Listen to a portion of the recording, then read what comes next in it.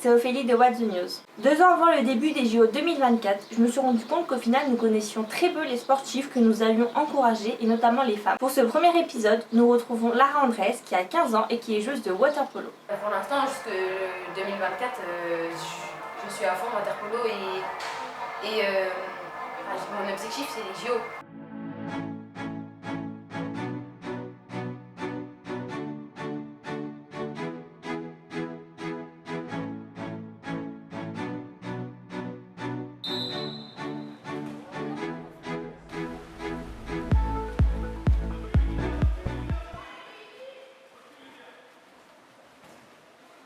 J'ai 15 ans, je fais du water-polo depuis que j'ai 9 ans et je suis maintenant à l'INSEP depuis 2 ans. Aujourd'hui c'est le championnat de France moins de 17 avec nos clubs, donc du coup c'est pour ça que je suis revenue jouer avec Mulhouse.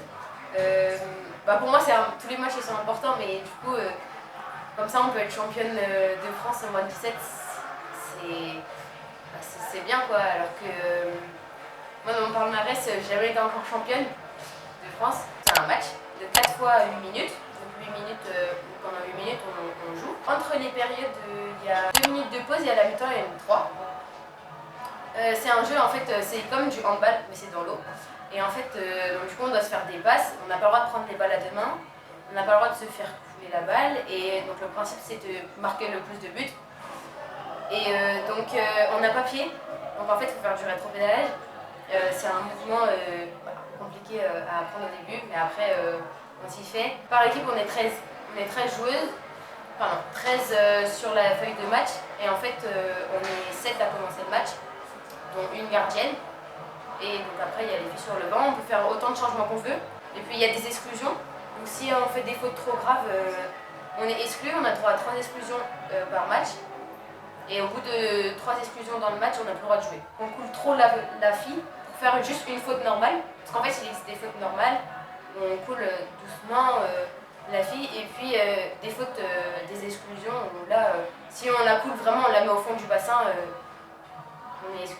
Vanessa Andrés, donc maman de Lara Andrés. Alors Lara faisait de la natation parce qu'on tenait avec son papa qu'elle sache nager. Elle faisait de la natation à Mulhouse, à la piscine de Lilleberg. Et du coup, avant Noël, son maître nageur a dit bon, on fait une séance récréative. Et comme c'était un ancien poloiste, il leur a fait faire un match de water polo qu'elle a apprécié. Et elle m'a dit j'aimerais faire du water polo. Sachant qu'on était milieu de saison, je lui ai dit on commence pas un sport milieu de saison.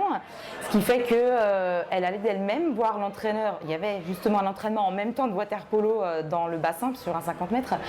Et elle allait demander si elle pouvait tester. Alors moi j'étais toute timide et je me suis dit bon d'accord, donc je suis allée lui demander. Et au final il m'a dit oui bien sûr. Donc j'ai commencé et j'ai direct accroché. Le vendredi je faisais mon entraînement de natation que j'avais fini. J'allais faire l'entraînement de water polo, donc je faisais je pense 2h30 d'entraînement de suite. l'INSEP, c'est l'Institut national du sport et de l'expertise. Donc en fait c'est là où on allie le sport et les études. Et en fait on s'entraîne tous les jours, 2 fois par jour. Donc par exemple, ma journée type par exemple, c'est le matin j'ai cours donc de 8h à 9h40. Moi je quitte les cours plus tôt parce que ma discipline on entraîne plus tôt. Donc, je quitte les cours 1 heure avant. Ensuite on a l'entraînement de 10h à midi dans l'eau. Ensuite à 13h30 on reprend les cours jusqu'à 16h15. Après de 16h15 à 17h30 à peu près on a muscu, et ensuite 17h30, 19h30 on a entraînement dans l'eau.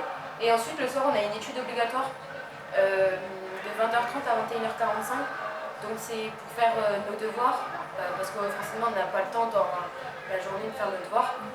Et tous les mercredis après-midi on a des devoirs sur table obligatoires. Donc c'est là où il peut mettre toutes les matières jusqu'à 4h. Le water polo ça paye pas, enfin ça paye pas beaucoup, surtout chez les filles. Et on est obligé de faire un métier à côté. Et puis moi, les études ça passe avant le water polo. Je veux devenir médecin. Pédiatre. Elle est comme ça, elle est persévérante. Quand elle se donne un objectif, elle va au bout, quoi. Elle va au bout de ce qu'elle fait. Il faut que ça soit bien fait. Si c'est bien fait, elle va s'en vouloir, ça ira pas, quoi. C'est quelque chose vraiment. Et elle prend sur elle. Pour elle, c'est pas des sacrifices. Pour elle, c'est des choix.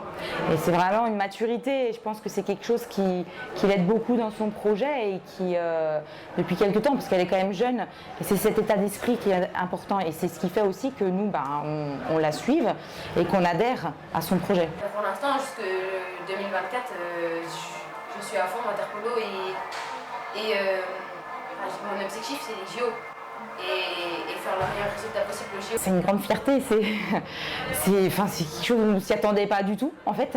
Et voilà, elle a grandi petit à petit, à force de persévérance, et elle peut être fière de ce qu'elle fait en fait, vraiment. Et nous on la suit pour tout. Quand on demande à quelqu'un dans la rue sport, on pense foot déjà, et on pense foot masculin, parce qu'ils sont plus vus, sont plus montrés sur les médias, etc. Et alors quand on pense water-polo, on pense encore plus masculin, parce que les filles, on n'est vraiment pas connues. On est vraiment pas connues, et puis on essaye de se développer, etc. dans ça, pour que quand on arrive au JO 2024, on ne se dise pas ah, il y a une équipe de France au water-polo. C'était un match important et je suis très contente qu'on l'ait gagné. On ne se connaissait pas toutes, vu que moi du coup je m'entraîne tous les jours à l'INSEP. Donc c'était un petit peu compliqué, mais on a réussi comme ça. Au premier quart-temps, directement on perd 2-0. Donc du coup je me suis dit, bon, on va devoir mettre les bouchées doubles et on va devoir shooter à chaque attaque. Donc c'est ce que j'ai fait, j'ai pris mes responsabilités et j'ai shooté, et puis la première fois ça a fait corner. Donc je me suis dit c'est pas grave, je continue de shooter, puis ça rentrera bien un jour. Et puis au final on est remonté, on est passé devant, et puis on était, à la fin de chaque période on n'était jamais en retard. On était soit à égalité, soit devant, donc ça s'est bien passé. Et puis à la fin, heureusement qu'on n'a pas perdu quand même, et qu'on a réussi à garder le rythme justement face à cette équipe. Merci d'avoir regardé cette vidéo, n'hésitez pas à la liker et à la partager si vous l'avez appréciée. Et si vous souhaitez plus de contenu, n'hésitez pas à vous abonner.